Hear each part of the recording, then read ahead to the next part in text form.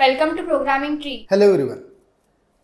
हमने types of constructor में अब तक default constructor, parameterize constructor, overloaded constructor, constructor with default value, copy constructor देखा हुआ है सीरीज में। अब हम बढ़ते हैं हमारे अगले टॉपिक के तरफ, दैट इज इनलाइन कंस्ट्रक्टर। तो इनलाइन कंस्ट्रक्टर होता क्या है?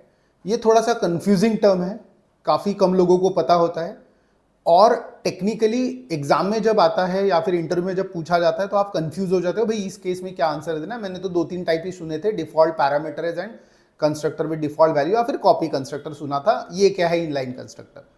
तो इनलाइन कंस्ट्रक्टर का जो कंसेप्ट है वो थोड़ा समझने की कोशिश करेंगे। ज़्यादा टेक्निकल है, ये ज़्यादा थियोरटिकल है, ज़्यादा समझने वाली बात है।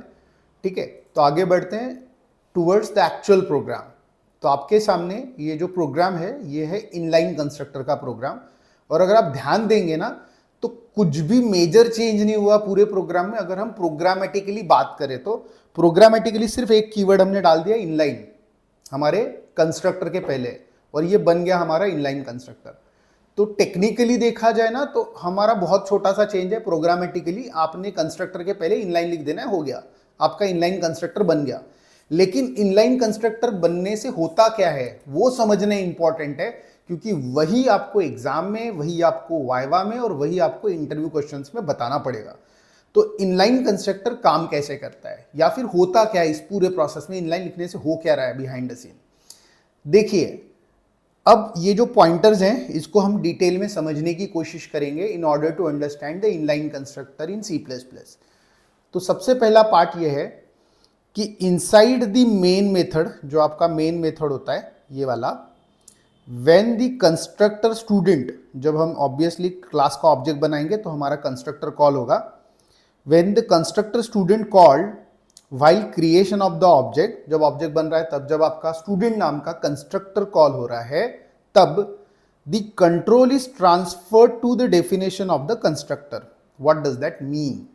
यहां पे बोला जा रहा है the control is transfer to the definition of the constructor. मतलब जब मेरा मेन का प्रोग्राम एग्जीक्यूट हो रहा है, स्क्रीन क्लियर हो गया, और जैसे मैं स्टूडेंट क्लास का ऑब्जेक्ट बनाने की कोशिश करता हूँ S1, तो यहां से मेरा कंट्रोल ट्रांसफर होता है, यहां पे ये एग्जीक्यूट होता है और ये एग्जीक्यूट होने के बाद वो वापस आता है। ठीक है, तो यहां पे ये कंट्रोल ट्रांसफर होता है और इसके अंदर की चीजें एग्जीक्यूट होती है और बाद में वापस आता है मेरे अगले स्टेटमेंट पे। This is how it works. अगला पॉइंट क्या बोल रहा है? The addresses from where the constructor is called and the definition of the constructor are different. What does that mean? Technically ये जो प्रोग्राम एग्जीक्यूट होता है, इस प्रोग्राम की एग्जीक्यूशन की पूरी जिम्मेदारी जो होती है वो आपके सॉफ्टवेयर पे होती है। जैसे हमारे केस में हम यूज़ करते हैं टर्बो। तो टेक्निकली ये बोल रहा है कि जो मेमोरीज हैं, इसका जो मेमोरी है और इसका जो मेमोरी है, ये अलग अलग मेमोरी मैप्ड रहते हैं for during the execution process. And because of that दोनों का जो एड्रेस होता है, एड्रेस लोकेशन, वो अलग अलग होता है। इसीलिए जो इधर से इधर हम सोच रहे हैं कि भाई हाँ इधर से सीधा हमारे कंस्ट्रक्टर में चला जाएगा, कंस्ट्रक्टर के अंदर की चीज़ें एग्जीक्यूट करके चुपचाप वापस आ जाएगा, इस प्रोसेस के लिए ना आपका जो सॉफ्टवेयर है उसको बहुत मेहनत लगती है। And that is what it is called as this control transfer takes a lot of time and increase the overhead. इस पूरे प्रोसेस में थोड़ा सा टाइम कंज्यूम होता है।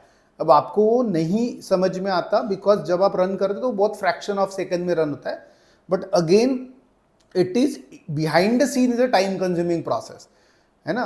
तो बेसिकली अगर आपका सॉफ्टवेयर लाइट वेट बनाना है तो आपको इन सारी चीज़ों का ध्यान रखना पड़ता है कि भाई मेरा एग्जीक्यूशन टाइम कितना कम से कम हो, क्योंकि इसका इम्पैक्ट अभी नहीं पड़ता। जब हमारे सॉफ्टवेयर के अंदर नंबर ऑफ यूजर्स काफ़ी बढ़ जाते हैं, जैसे फॉर एग्जाम्पल आज मेरा सॉफ्टवेयर एक बंदा यूज़ कर रहा है और ऑल ऑफ अ सडन मेरे सॉफ्टवेयर को 1 लाख लोगों ने यूज़ करना शुरू हो गया, तो इम्पैक्ट आना चालू हो गया मेरा सॉफ्टवेयर पे, परफॉर्मेंस डिग्रेड होना चालू हो जाएगा अगर मैंने अच्छा कोड नहीं लिखा है तो। ओके, तो सिमिलरली यहाँ पे यही बोला जा रहा है कि इसका मेमोरी एड्रेस अलग रहेगा, इसका मेमोरी एड्रेस अलग रहेगा, और जब हमारा पूरा का पूरा सॉफ्टवेयर चलेगा उस समय पे उसको बहुत एफर्ट लगाने पड़ेंगे, बहुत टाइम लगाना पड़ेगा to transfer the control from here to here, execute this and come back. तो इसको सॉल्व कैसे करेंगे? When the inline constructor is encountered, जब आपके कंस्ट्रक्टर के अंदर एक इनलाइन कीवर्ड लिख के आप इसको इनलाइन कंस्ट्रक्टर बनाते हैं तब क्या होता है, then the definition of the constructor is copied to it, मतलब इसका जो डेफिनेशन है ये ऑलरेडी कॉपी हो जाता है ओके मेन के अंदर. In that case there is no control transfer which saves a lot of time.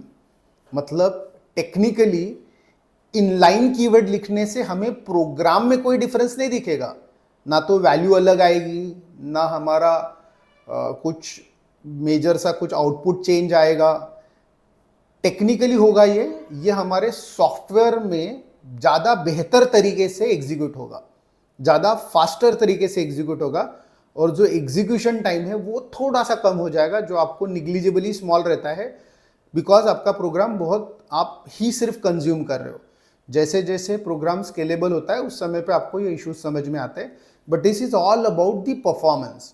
तो इनलाइन कंस्ट्रक्टर का अगर पर्सपेक्टिव आप समझने की कोशिश करोगे, it is more of a performance. तो आप जब हमारे कंस्ट्रक्टर अपने कंस्ट्रक्टर के पहले टेक्निकली लिखना है तो सिर्फ इनलाइन कीवर्ड लिख देना है, काम खत्म. लेकिन लॉजिकली आपको समझना है कि इनलाइन लिख देने से इसका जो अलग मेमोरी मैप हो रहा था वो मेमोरी अलग से मैप नहीं होगा, इसका जो डेफिनेशन है वो कॉपी हो जाता है मेन के अंदर ही इनलाइन के कारण, और इसलिए उसको जो ट्रैवल करना होता है हमारे ऑब्जेक्ट बनते वक्त वो ट्रैवलिंग ज़्यादा फास्ट हो जाती है और ओवरहेड हमारे सॉफ्टवेयर का कम हो जाता है, हमारा सॉफ्टवेयर लाइट वेट हो जाता है. So that is all about the inline constructor in C++. Thank you. Thank you for watching our video. Please like, share and subscribe our channel.